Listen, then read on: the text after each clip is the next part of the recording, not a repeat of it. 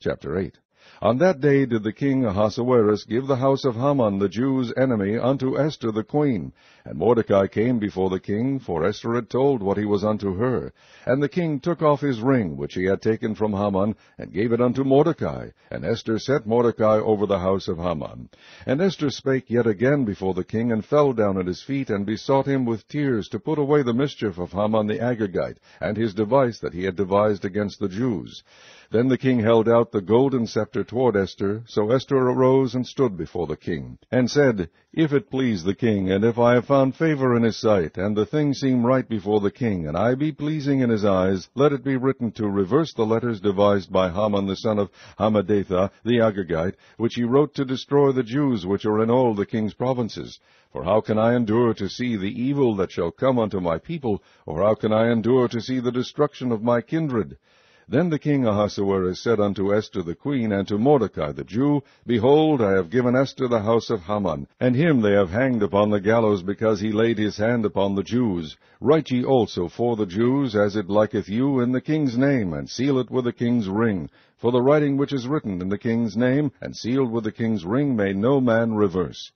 Then were the king's scribes called at that time in the 3rd month, that is, the month Sivan, on the 23 day thereof, and it was written according to all that Mordecai commanded unto the Jews, and to the lieutenants, and the deputies and rulers of the provinces which are from India unto Ethiopia, and 127 provinces, unto every province according to the writing thereof, and unto every people after their language, and to the Jews according to their writing, and according to their language. And he wrote in the king Ahasuerus' name, and sealed it with the king's ring, and sent letters by posts on horseback, and riders on mules, camels, and young dromedaries, wherein the king granted the Jews which were in every city to gather themselves together, and to stand for their life, to destroy, to slay, and to cause to perish all the power of the people and province that would assault them, both little ones and women, and to take the spoil of them for a prey, upon one day in all the provinces of King Ahasuerus, namely, upon the 13th day of the 12th month, which is the month Adar. The copy of the writing for a commandment to be given in every province was published unto all people, and that the Jews should be ready against that day to avenge themselves on their enemies. So the posts that rode upon mules and camels went out, being hastened and pressed on by the king's commandment. And the decree was given at Shushan the palace. And Mordecai went out from the presence of the king in royal apparel of blue and white, and with a great crown of gold, and with a garment of fine linen and purple. And the city of Shushan rejoiced and was glad. The Jews had light and gladness and joy and honor. And in every province and in every city, whithersoever the king's commandment and his decree came, the Jews had joy and gladness, a feast and a good day. And many of the people of the land became Jews, for the fear of the Jews fell upon them. Chapter 9. Now in the 12th month, that is, the month Adar, on the 13th day of the same, when the king's commandment and his decree drew near to be put in execution, in the day that the enemies of the Jews hoped to have power over them, though it was turned to the contrary, that the Jews had rule over them that hated them, the Jews gathered themselves together in their cities throughout all the provinces of the king Ahasuerus, to lay hand on such as sought their hurt, and no man could withstand them, for the fear of them fell upon all people. And all the rulers of the provinces, and the lieutenants, and the deputies, and officers of the king helped the Jews, because the fear of Mordecai fell upon them. For Mordecai was great in the king's house, and his fame went out throughout all the provinces, for this man Mordecai waxed greater and greater. Thus the Jews smote all their enemies with a stroke of the sword, and slaughter, and destruction, and did what they would unto those that hated them. And in Shushan the palace the Jews slew and destroyed 500 men, and Parshandatha, and Dalphon, and Aspatha, and Paratha, and Adeliah, and Aridatha, and Pashmatha, and Arisai, and Aridai, and Vajezatha. The 10 sons of Haman, the son of Hammedatha, the enemy of the Jews, slew they, but on the spoil laid they not their hand. On that day the number of those that were slain in Shushan the palace were brought before the king. And the king said unto Esther the queen, The Jews have slain and destroyed 500 men in Shushan the palace, and the 10 sons of Haman. What have they done in the rest of the king's provinces? Now what is thy petition? And it shall be granted thee. Or what is thy request further? And it shall be done.